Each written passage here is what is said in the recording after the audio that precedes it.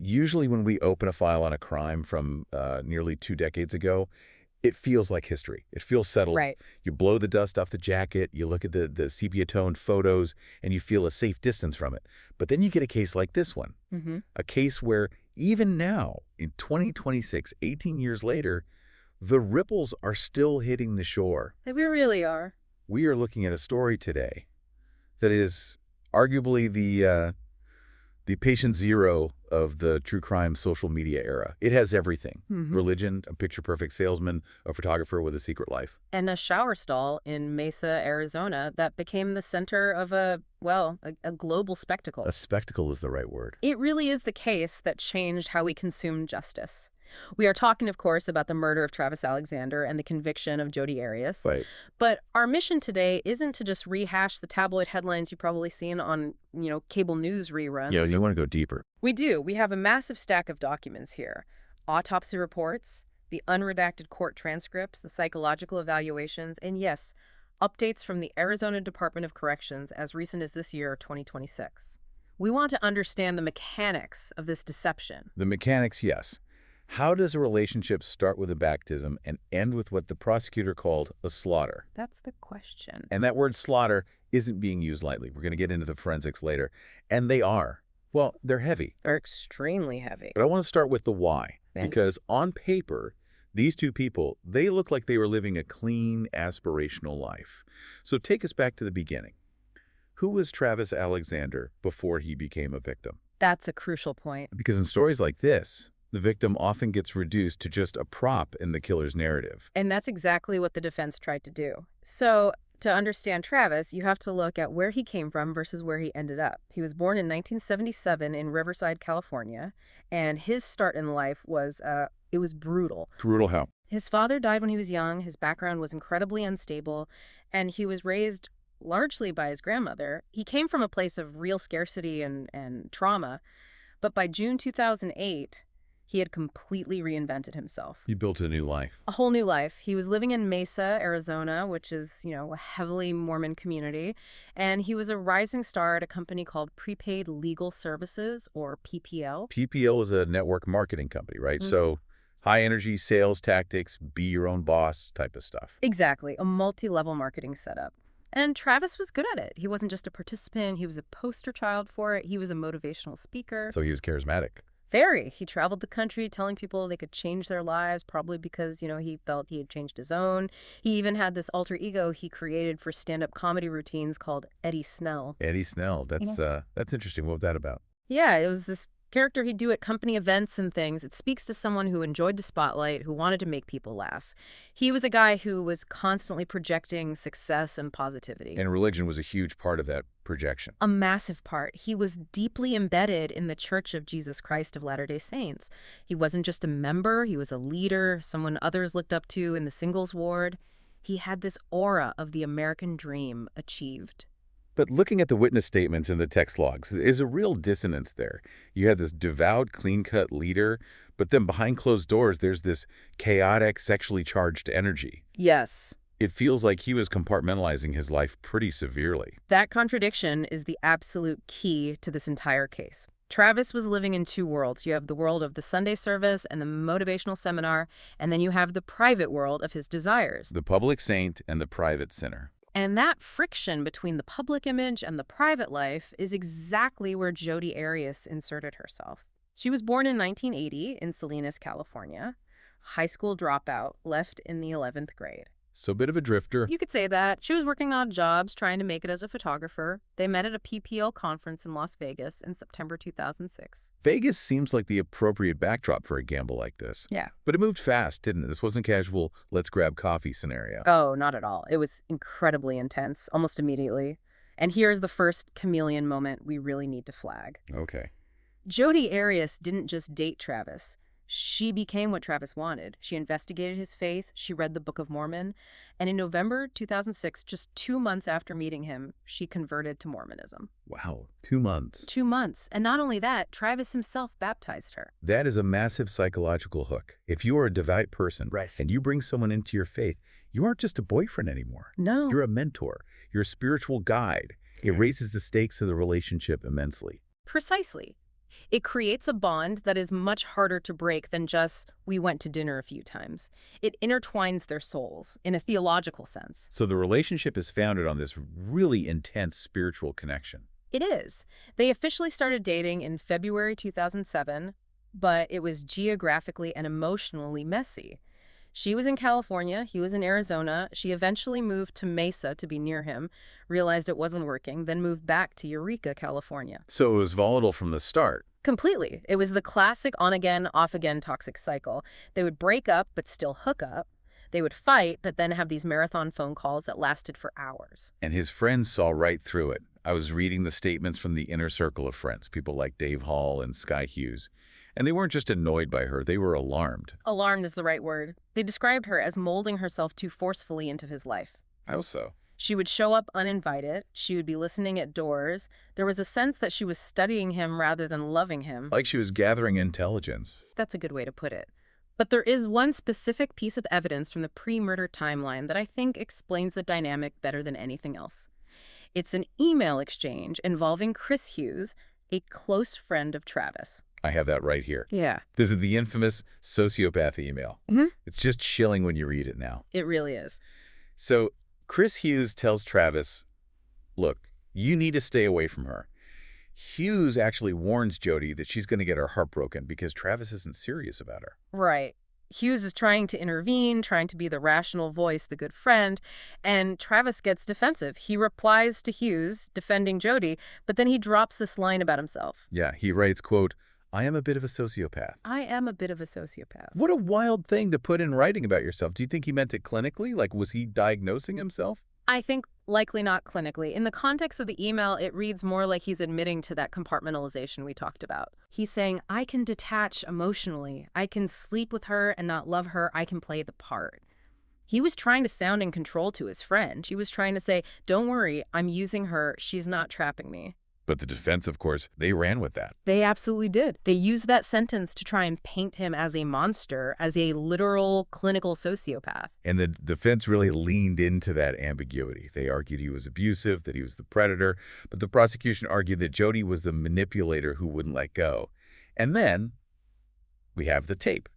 We have to address the tape because it was such a pivotal and frankly uncomfortable moment in the courtroom. The phone sex tape, this was played in open court to the jury. It was 2008, so this wasn't a cloud upload. This was a digital audio recording.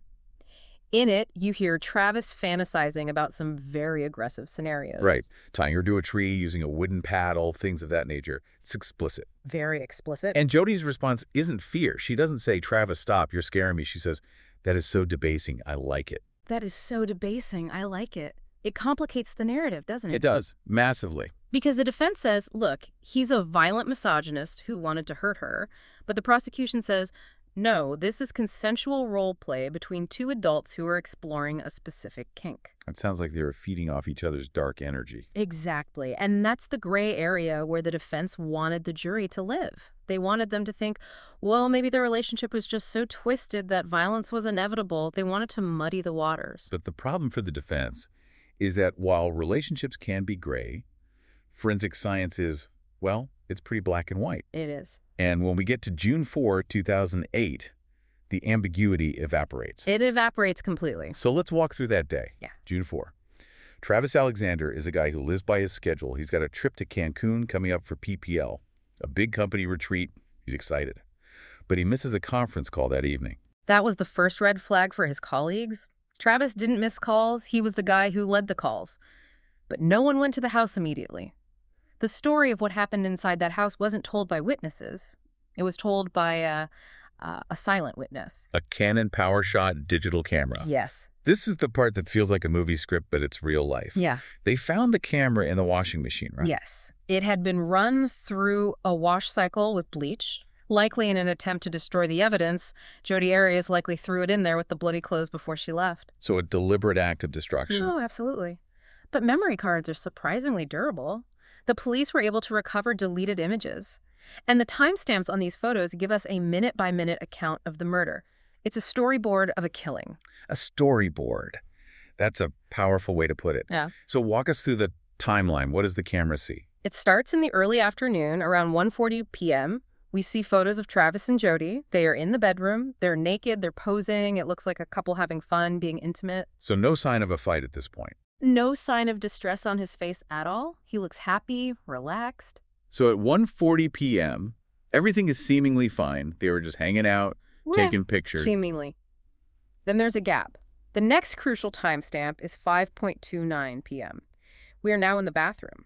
Okay. Travis is in the shower. We have photos of him looking at the camera, water running over him. He's sitting down in the shower stall. He looks relaxed. He's posing for her.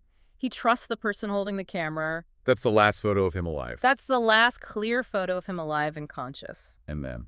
Then the photos stop making sense until you analyze them closely. Just moments after that shower photo, the camera captures a blur. It's falling. It takes a picture of the ceiling.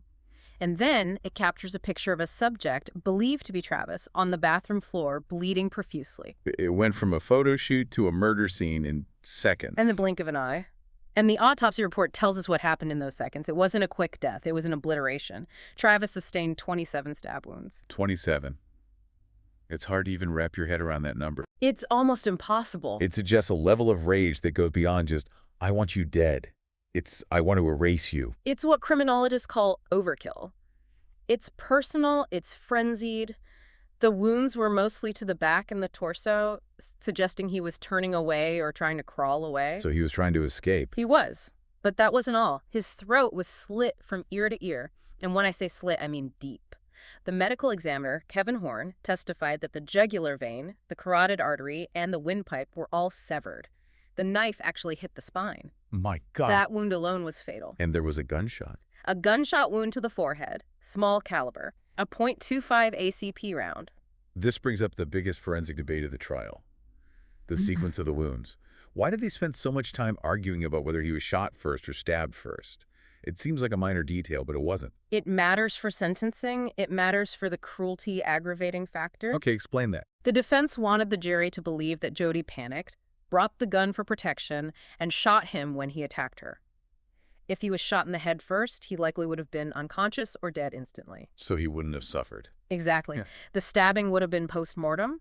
That's less cruel in the eyes of the law because he didn't feel it. But the medical examiner disagreed. Vehemently. Dr. Kevin Horn argued that the gunshot was the last thing to happen. And his reasoning was simple. What was it? Travis had defensive wounds on his hands. His palms were sliced open. You don't grab the blade of a knife if you have a bullet in your brain. He was fighting. He was conscious. So the prosecution's theory is, she attacks him with the knife in the shower. He fights back. He is slipping in his own blood. He gets out of the shower, collapses near the sink. She slits his throat to finish him. And then, as a final act, she shoots him. that is the scenario consistent with the blood evidence and the defensive wounds. It paints a picture of a prolonged struggle, a hunt.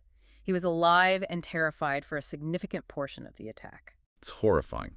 So June 4 is the murder. But the body isn't found until June 9, 5 days later. 5 days. Friends had been calling him, no answer. His roommates were gone, and they assumed he was just busy preparing for his trip.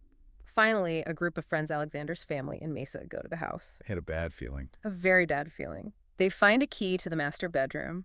They open the door, and they see a long corridor with the blood trail leading to the bathroom. We listened to that 911 call during our research, and what struck me was the immediacy of the suspicion. They didn't say who could have done this, or was it a robbery? No. They basically said, we think it's Jodi. Right away. Immediately. They told the operator about the stalking. They mentioned that she had hacked his Facebook account to check his messages. They mentioned slashed tires on his car from weeks prior. In their minds, there was only one suspect. They knew. They knew the dynamic was dangerous. And physically, the suspect left a calling card at the scene. A bloody palm print on the wall in the hallway. It was a mixture of DNA Travis Alexander and Jodi Arias. It was likely left when she was bracing herself or moving through the scene, covered in his blood. So you have the body. You have the DNA. Now, let's look at Jodi. Between June 4 and June 9, while Travis is decomposing in his shower, what is she doing? This is where the chameleon aspect goes into overdrive. This is the cover-up phase, and it shows a high degree of what we call forensic countermeasures, although they were clumsily executed. Right. She's in a rental car. She drives something like 2,800 miles on a massive road trip loop from California to Utah to Arizona and back. And she changes her appearance. Drastically. She dyes her blonde hair dark brown.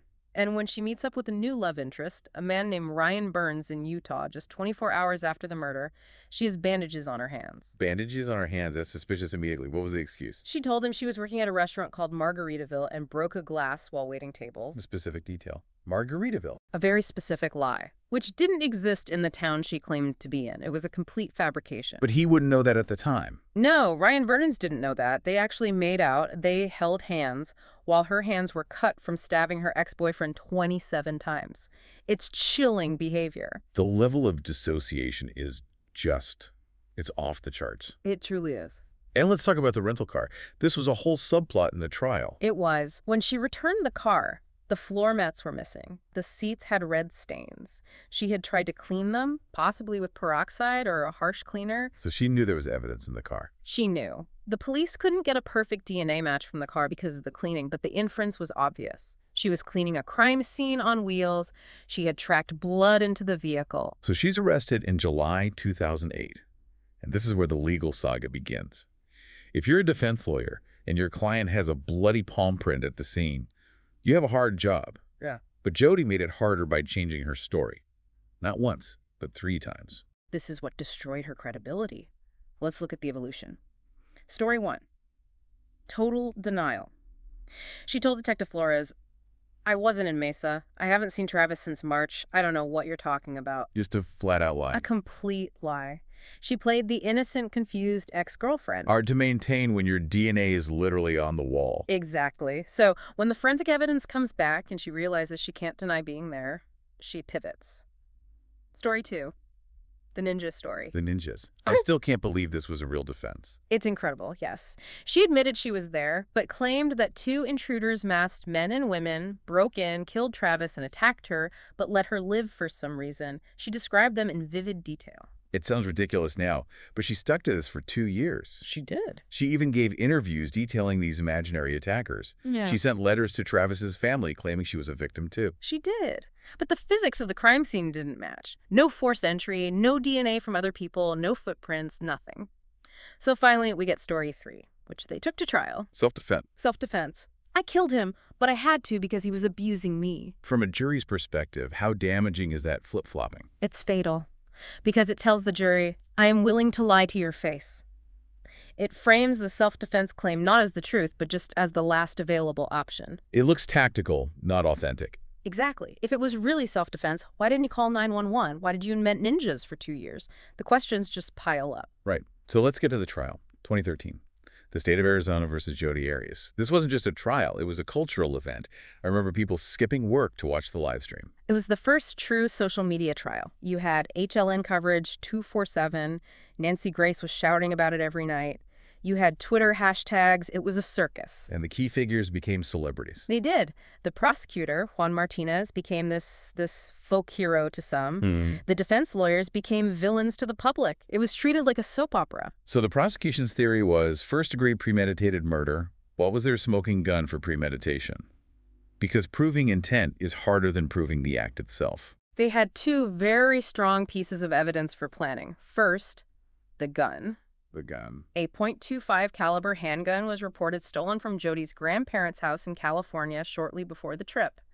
That is the exact same caliber used to shoot Travis. What a coincidence. The prosecution argued she staged a burglary at her own grandparents' house to steal the weapon so it couldn't be traced to a purchase. Which explains why she drove all the way to Arizona with a gun. It wasn't for protection on the road. Exactly. And the second piece, gas cans. The gas cans, right. She bought multiple gas cans, a kerosene can, and 2 gasoline cans in California before driving to Arizona. The prosecution argued this was so she wouldn't have to stop at gas stations in Arizona, keeping her credit card off the grid near the crime scene. That's hard to explain away. I just like carrying 10 gallons of gas in my back seat. It doesn't fly. It doesn't. It's just a covert mission. She was trying to be a ghost. Yeah, they went with the battered woman strategy. Yes. They had to. They tried to put Travis on trial. Since they couldn't deny she killed him, they had to destroy his character. So they threw everything at the wall. Everything. They accused him of physical abuse, emotional abuse, even pedophilia claims that were completely unsubstantiated by any outside evidence. There is a surreal moment where Jodi held up a crooked finger in court, claiming Travis had broken it during a fight. And this led to the Battle of the Experts. This is a crucial part of the deep dives because it gets into the psychology. The defense had Alice Laviolette. Laviolette was a domestic violence expert. She diagnosed Jodi with post-traumatic stress disorder, PTSD. Her theory was that Jodi was a battered woman who went into a fugue state, a dissociative episode during the violence. A fugue state, meaning she didn't know what she was doing. She argued Jodi literally couldn't remember stabbing him because her brain shut down to protect her from the trauma of it all. But the prosecution had a rebuttal witness who really dismantled that, Janine DeMart. Dr. DeMart was devastating for the defense. She was young, sharp, and very direct. She testified that Jodi did not have PTSD. She diagnosed her with borderline personality disorder, or BPD. For the listener, why is that distinction, PTSD versus BPD, so critical here? It changes the narrative entirely. PTSD is a reaction to fear and trauma. It makes you a victim. Right. Borderline personality disorder in this context is characterized by an unstable self-image, intense fear of abandonment, and impulsive, often explosive rage. So it's a completely different motive. A completely different motive. DeMart argued that Jodi didn't kill him because she was scared. She killed him because she couldn't handle him leaving her. She was stalking, not surviving. And what about the memory loss? DeMart called it convenient amnesia. She noted that Jodi could remember exactly what she had for breakfast on the day of the murder, but couldn't remember the stabbing itself. A jury must have seen through that. It seems they did. And then, the main event, Jodi Arias takes the stand, and she stays there for 18 days. If 18 days, that's unheard of. It's unprecedented. Usually, defense attorneys are terrified to put a murder defendant on the stand for even one day. It opens them up to cross-examination. But Jodi wanted to tell her story. She thought she could win them over.